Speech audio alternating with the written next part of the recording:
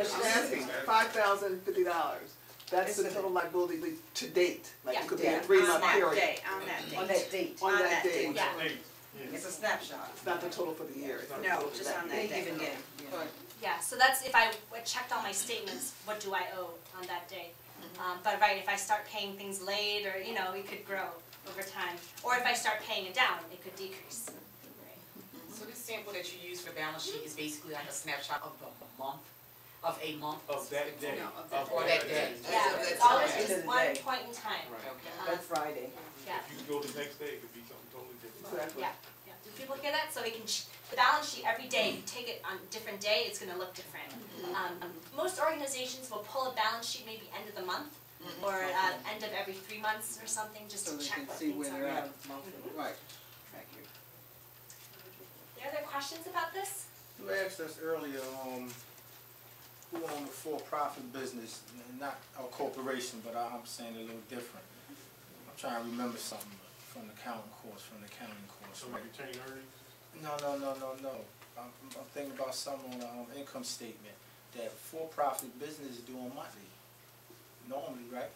They're doing, I'm sorry. An income statement. For-profit. A for-profit business will do an income statement normally monthly, right? Yeah. So as well as the Non-profit. You just said yearly, and that like really in my head. It No, took me for a loop. that's great. No, and I should probably be more careful. So I was thinking about an audit. Usually Right. people will do it once a year, Right. but you should probably look at your income statement more than once a year internally.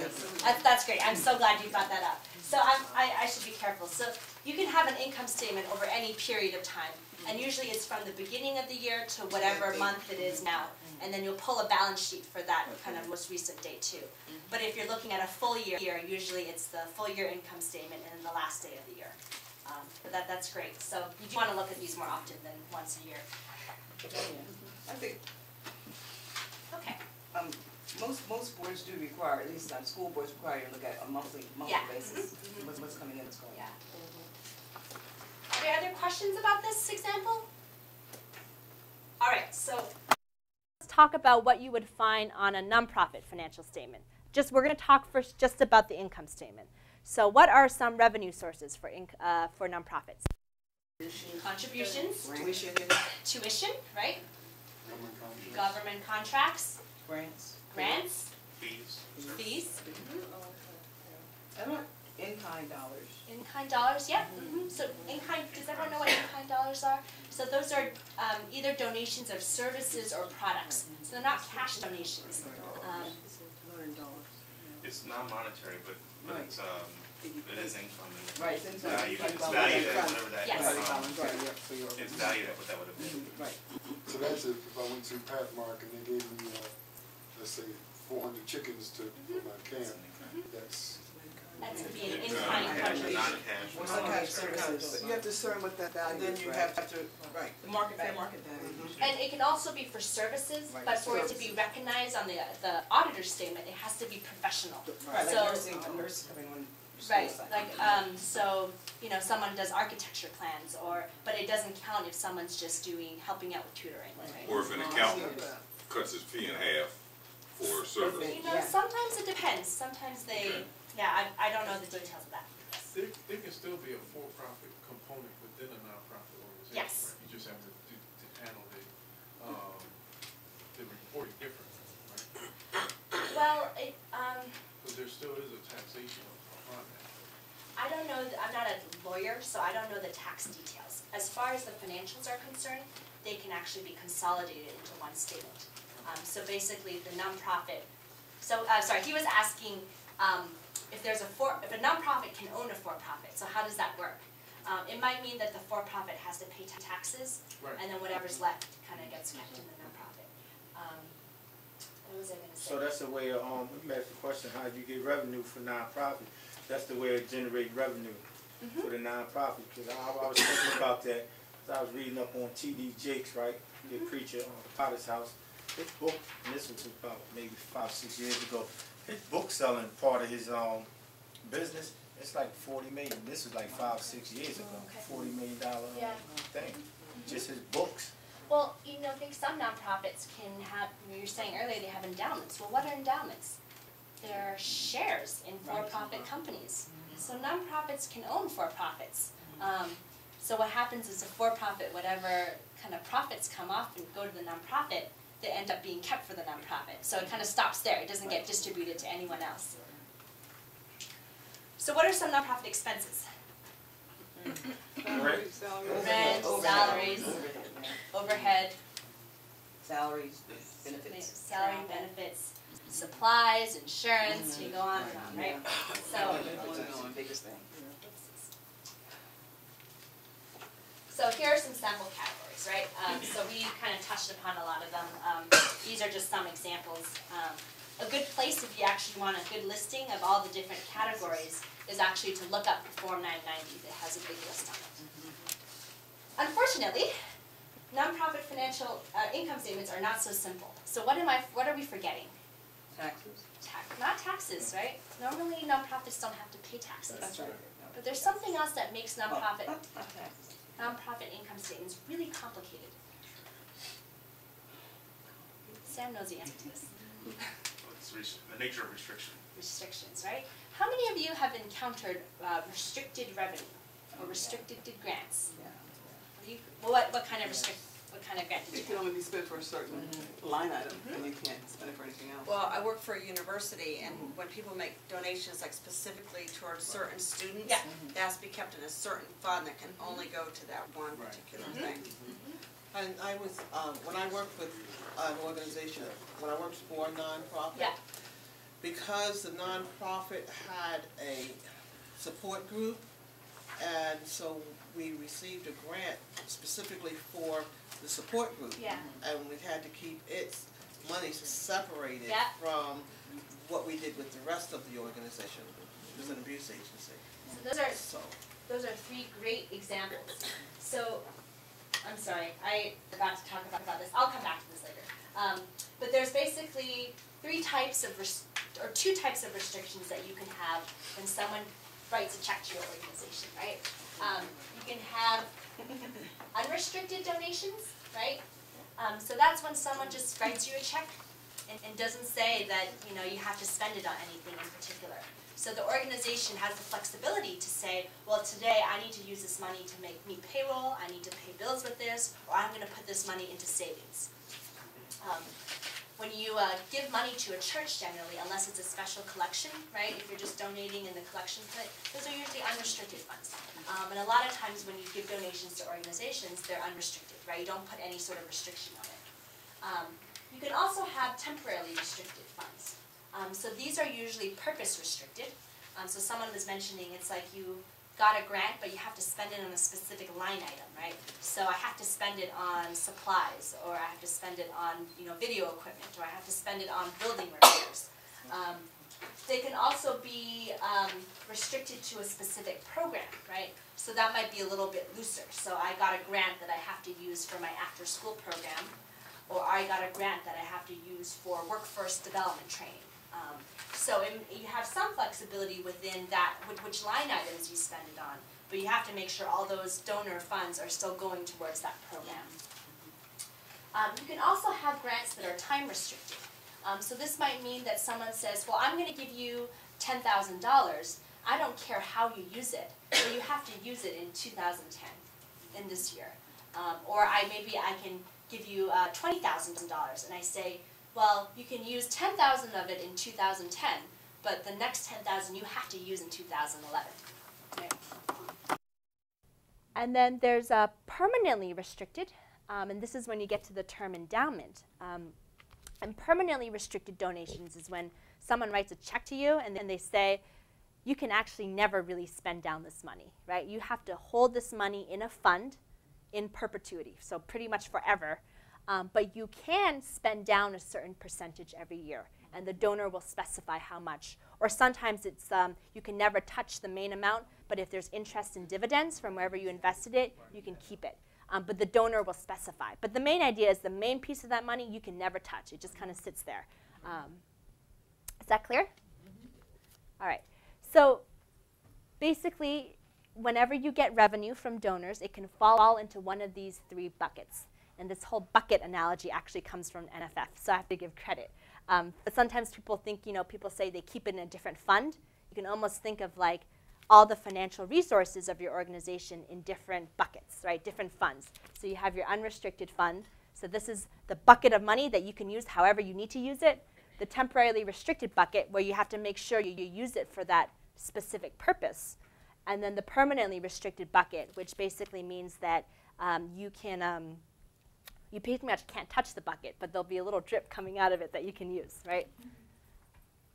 So let's see how this translates into an audited financial statement. So one thing that makes this even more complicated is that the restrictions will show up differently in your internal accounting versus your audit. So we're going to look at it first in what an audit will look like, and then we'll take a look at an example of what it might look in your internal financial statements. So this is what you might see in a typical audit. So you'll see that the right-hand side is kind of everything, pretty much everything we talked about. The revenue up here, expenses. In your audit, the expenses will actually be categorized, but what we call functional categories. So I'll say if it's program, general, administrative, or fundraising. In your internal statements, it'll probably be according to salaries, benefits, and so on. So just know that that will be different. So that kind of looks the same, right? And then I mentioned earlier the change in net assets. That's just a fancy way of saying profit or loss, surplus or deficit. I also like to think about it as change in net assets can also be change in net worth, right? So if you have a profit in a given year, right, you put away savings, your net worth goes up. So I like to think about this as change in net worth or change in net assets. Profit and loss, surplus, deficit. It's kind of like learning a language. You just got to learn the different terms. People normally don't say change in net assets. They usually say surplus, deficit, or they'll say profit or loss.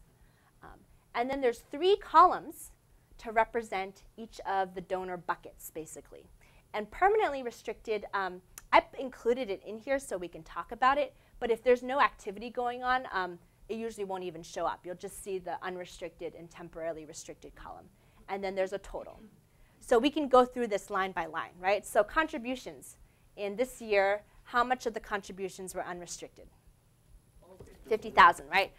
So that's partially right. So the other complication of accounting rules is that actually, if you got, say this organization got $50 or 50,000, I'm sorry, this is in thousands, I forgot to write it down. So it got $50,000, 25,000 of it may have been restricted, but if they fulfilled those obligations that year, the auditor can actually put it all in unrestricted. So the auditor has the flexibility. They could do 25 here and 25 here, or they could just do the 50 here.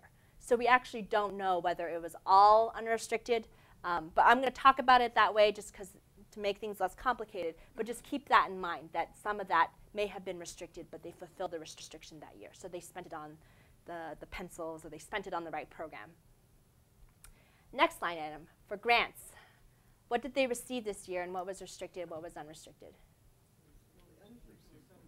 75, and then 100,000 unrestricted. Yeah.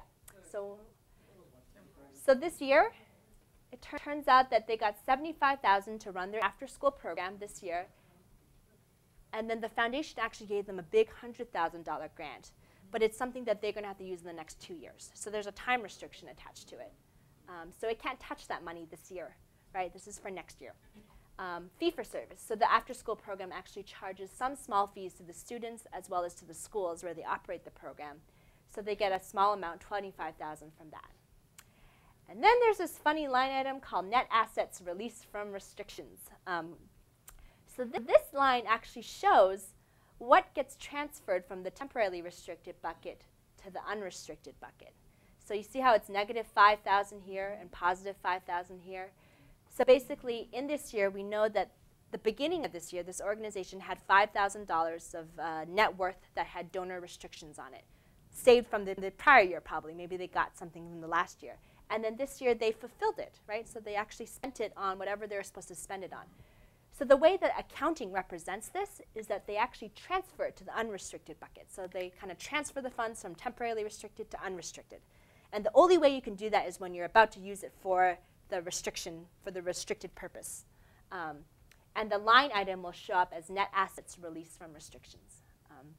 Once again, fancy term to describe that transfer. Is everyone following? Yes. Questions?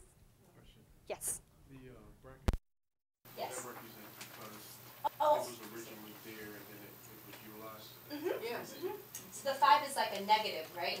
The brackets. So so what you see here is just the flows in and out, right? Because we're looking at an income statement. So we don't actually know how much they had at the beginning of the year in temporarily restricted.